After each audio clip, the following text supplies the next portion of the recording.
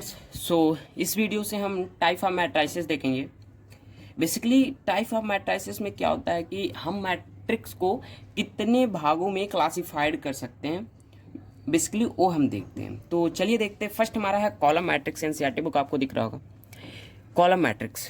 तो column matrix किसे कहते हैं फ्रेंड्स? वो हर एक मैट्रिक्स कॉलम मैट्रिक्स है जिसका ऑर्डर किससे रिप्रेजेंट करते हैं? पहले तो रो लिखते हैं एम से रो रिप्रेजेंट करते हैं और कॉलम को एन से। तो ये जो ऑर्डर होता है ना किसी मैट्रिक्स का, राइट, ये कुछ भी हो, ये जो रो है ये कुछ भी हो, इससे में मतलब नहीं है, लेकिन ये जो कॉलम है उसका वन ही होना चाहिए, कॉलम वन होना चाहिए। मतलब क्या समझ में आता है कि ये कोई हमारा मैट्रिक्स है 1 2 3, ये हमारा कोई है। अब इसका आप ऑर्डर देखें तो क्या है, इसमें कितने रो है? ये R1, राइट, ये R2, ये R3। ये पहचानना दोस्तों बहुत ही इंपॉर्टेंट है। और कॉलम कितना है? C1, ओनली वन कॉलम है। तो यहाँ पर पहले हम रो लिखेंगे तो कितने रो? 3 एंड कॉलम 1। तो आपको क्या दिख रहा है? 3x1। तो आपको ये जो दिख रहा है ये थ्री कुछ भी हो सकता है, 1 से बड़ा बट हो, 1 से बड़ा हो, और ये कुछ भी। तुम सपोज M अगर मान ले कि M है, राइट, तो M क्रॉस 1 की जितने भी मैट्राइसेस हैं, राइट, ये M इक्वल्स टू क्या हो सकता है? M इक्वल्स टू 2 3 4 5, राइट, ऐसे कुछ भी हो सकता है इधर। तो ये जो ऑर्डर डिनोट करता है, ये क्या डिनोट करता है? ये आपका कॉलम मैट्रिक्स है, कॉलम वन हो। तो ये हो गया आपका first column matrix, right. Second आपका आता है रो मैट्रिक्स। तो रो मैट्रिक्स क्या होता है? अब जब कॉलम की हम बात कर रहे थे कि कॉलम वन होता है, जब कॉलम मैट्रिक्स होता है तो कॉलम वन होता है, तो रो में भी क्या होगा? रो वन होगा। तो ऐसे सिंपली अगर हम मैट्राइसेस लें इस तरह से,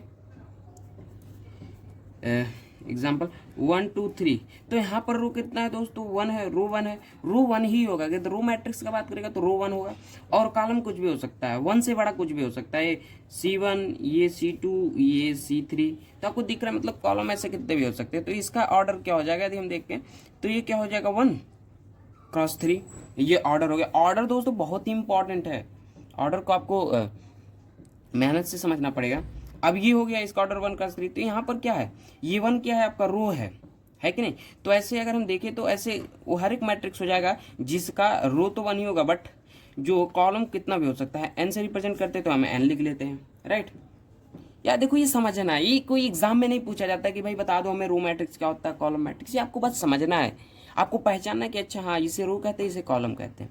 नेक्स्ट आपका आता है बहुत ही इंपॉर्टेंट, जो कि हम इस पर चैप्टर पढ़ने की आवश्यकता हमें होती है, स्क्वायर मैट्रिक्स। इस पे आपको डिटर्मिनेंट, आप चैप्टर जानते हो ना 12th में, तो उसे हमें पढ़ना पड़ेगा इस स्क्वायर मैट्रिक्स के अलावा। ये बहुत ही इंपॉर्टेंट है। अब स्क्वायर मैट्रिक्स क्या होता है दोस्तों? वो हर एक मैट्रिक्स स्क्वायर मैट्रिक्स है जिसमें जितने रो हों उतने ही कॉलम हो। चाहे अगर 3 रो हैं, जैसे 1 2 3 4 5 6 7 8 9, ऐसे सपोज करो कोई मैट्राइसिस है, राइट। तो इसमें जितने रो हों, ये आपको रो दिख रहा है ना, R3 R2 R1, उतने ही कॉलम हो, C1 C2 C3, आपको ही दिख रहा है ना ये जो कॉलम, उतने ही कॉलम होना चाहिए। मतलब यहाँ से क्या समझ में आता है? अगर सपोज करो रो M है एंड कॉलम क्या है? N है, तो आपका मैट्रिक्स क्या हो जाएगा? स्क्वायर। वो हर मैट्रिक्स है भाई। सपोज हम AIJ लिख दे रहे हैं, तो यहाँ पर क्या हो जाएगा? M cross N। यहाँ पर भी अगर AIJ लिख दो, कोई मैट्रिक्स ले लो भाई AIJ, जहाँ पर यहाँ पर क्या है? और भाई रो की संख्या M है, तो M कुछ भी हो सकता है। M मतलब I क्या रिप्रेजेंट करता है? हमने आपको फर्स्ट वीडियो में समझाया है। I आपका रिप्रेजेंट करता है रिस्पेक्टिव रो एंड J आपका रिप्रेजेंट करता है रिस्पेक्टिव कॉलम, राइट। और ये आपको बेहतरीन तरीके से फर्स्ट वीडियो में समझाया गया। नहीं देखे हैं तो जाकर उसे अच्छी तरीके से देखिए। तो ये आपका हो गया स्क्वायर मैट्रिक्स कि क्या भाई जितने रो हो उतने कॉलम। जैसे अगर हम एक ही एलिमेंट लेते हैं तो ये भी आपका स्क्वायर मैट्रिक्स है। क्यों? क्योंकि इसमें 1 रो है और एक ही कॉलम है, तो 1x1, राइट। तो जितने कॉलम होंगे उतने ही इसमें क्या होने चाहिए? रो भी होने चाहिए। तो उसे हम क्या कहेंगे? स्क्वायर मैट्रिसेस कहेंगे। और दोस्तों इसमें कुछ नेक्स्ट पार्ट आता है डायगोनल मैट्रिक्स, राइट। अब डायगोनल मैट्रिक्स क्या होता है? आपको दिख रहा है यदि स्क्वायर मैट्रिक्स समझ में आ गया क्या होता है, तो अब सारे समझ में आएंगे बहुत ईजी तरीके से। देखो अब डायगोनल्स मैट्रिक्स, ये डायगोनल्स आपको दिख रहा है ना, कौन सा है, फोर्थ। अब डायगोनल्स मैट्रिक्स क्या होता है दोस्तों, डायगोनल मैट्रिक्स में क्या होता है कि ये जो आपका ये दो डायगोनल इसमें होते हैं, एक तो ये डायगोनल होता है और एक ये डायगोनल होता है। मैट्रिक्स में दो डायगोनल्स होते हैं ना, तो मैं इसको आपको बनाकर दिखाता हूँ अच्छे तरीके से।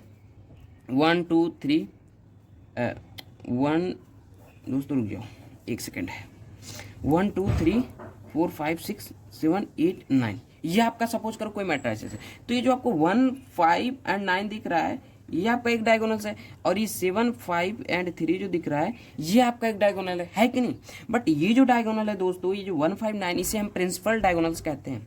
क्या, प्रिंसिपल डायगोनल्स, राइट।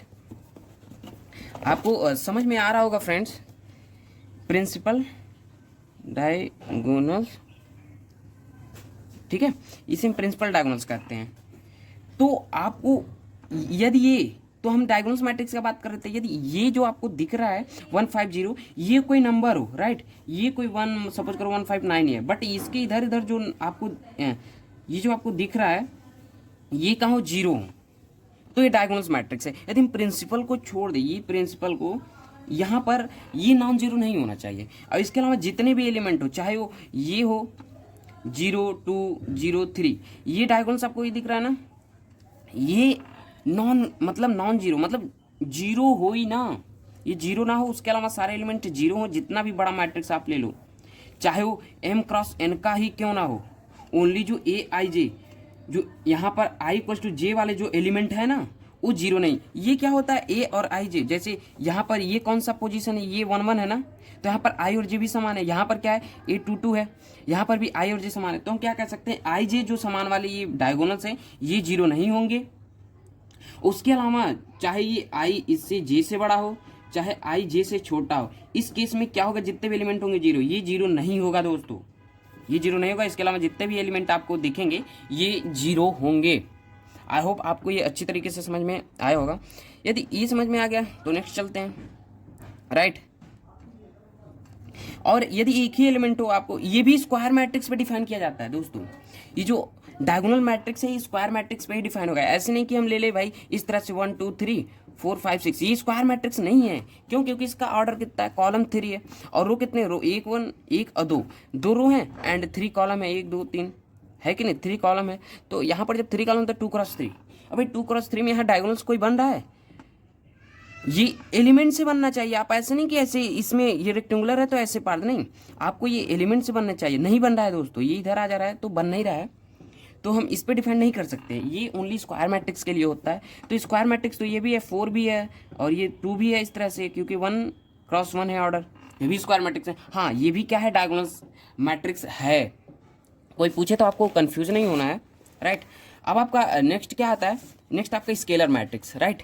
अब स्केलर मैट्रिक्स क्या होता है, फिफ्थ क्या है, स्केलर मैट्रिक्स।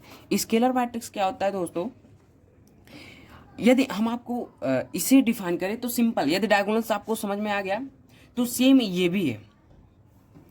अब यहाँ पर ये जो डायगोनल्स मैट्रिक्स था ना, ये था ना, ये कहाँ था, ये वाला मैट्रिक्स, ये डायगोनल्स था ना।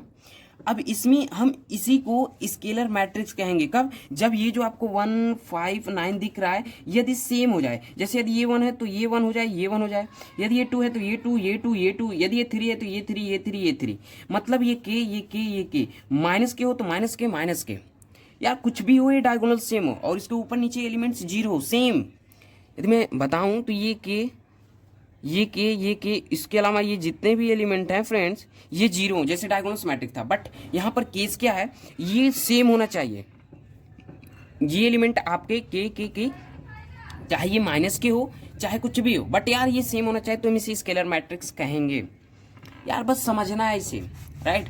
नेक्स्ट आपका आता है, बहुत ही इंपॉर्टेंट है, जो कि बहुत सारे क्वेश्चंस में यूज होता है, 6, कौन सा matrix, identity matrix. Identity matrix क्या होता है, देखो आइडेंटिटी मैट्रिक्स, देखो ये जो हम डायगोनल्स पढ़ते आ रहे हैं ना, डायगोनल्स के ही सेम कॉपी हैं। अब ये जैसे हमने डायगोनल्स ये पढ़ा, तो इसमें बताया कि भाई डायगोनल्स क्या होता है, ये जो डायगोनल होता है जीरो ना हो और सारे एलिमेंट जीरो हो तो उसे हम डायगोनल्स कहते हैं। फिर डायगोनल से हमने निकाला क्या, स्केलर मैट्रिक्स, कि ये जो के है ये चाहे माइनस के हो चाहे कुछ भी बट सेम हो नंबर, तो ये स्केलर मैट्रिक्स क्या होगा, डायगोनल्स मैट्रिक्स होगा, राइट। अब यहीं से हमने निकाला इसी के से के इक्वल टू हमने 1 रख दिया, ना ही माइनस ना ही कुछ, के इक्वल टू हमने 1 रख दिया, तो हमें कौन सा मैट्रिक्स यहाँ पर मिल जाएगा, यदि हम देखें तो हमें मैट्रिक्स मिल गया। और इसका ये चाहे 2/2 का हो चाहे 3/3 का हो, इसके मतलब वो स्क्वायर मैट्रिक्स होगा, राइट। तो हम 3/3 का लेते हैं, तो ये 1 होगा, ये 0 0 0 1 0 0 0 1, तो ये 1 होगा, राइट। ये आपके 1 होंगे, ये जो आप डायगोनल्स दिख रहे हैं, तो हम इसे आइडेंटिटी मैट्रिक्स कहेंगे।